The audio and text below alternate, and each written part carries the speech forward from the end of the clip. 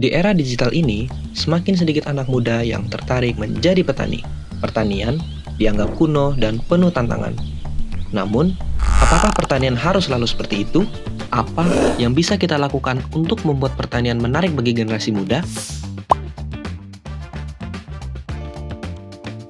Pertanian sendiri merupakan tulang punggung ekonomi di banyak negara, termasuk Indonesia. Namun, masalah serius yang ada pada saat ini yaitu anak muda semakin enggan untuk terjun ke dunia pertanian.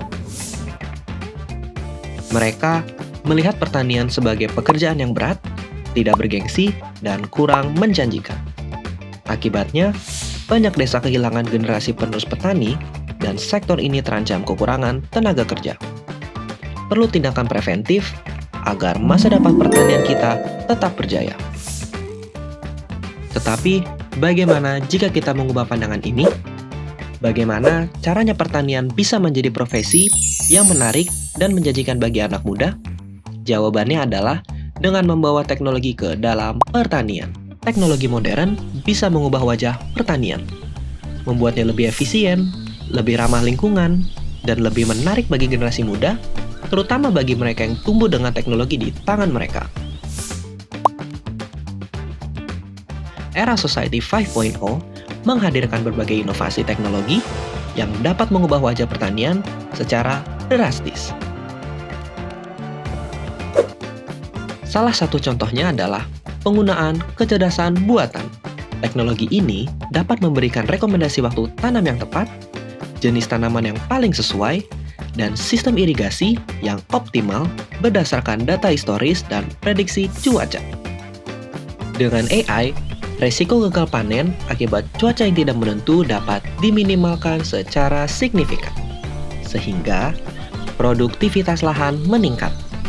Selain itu, AI dapat membantu mengidentifikasi hama dan penyakit tanaman, serta memberikan rekomendasi pengelolaan lahan yang lebih baik. Teknologi selain AI yaitu Internet of Things. Sensor-sensor IoT dapat ditempatkan di ladang untuk memantau kelembaban tanah, suhu, bahkan pertumbuhan tanaman secara otomatis. Misalnya, jika kelembaban tanah terlalu rendah, sistem irigasi otomatis dapat menyala tanpa perlu campur tangan manusia. Kini, petani bisa mengetahui kondisi lahan mereka hanya dengan membuka aplikasi di smartphone, sehingga pengambilan keputusan menjadi lebih cepat dan akurat. Selain itu, terdapat teknologi robotika. Robotika seperti drone bisa digunakan untuk menyemprotkan pestisida dan pupuk secara efisien.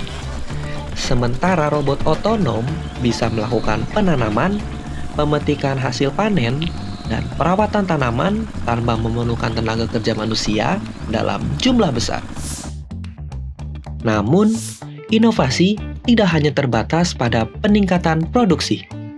Teknologi juga membuka peluang baru dalam distribusi dan pemasaran hasil pertanian.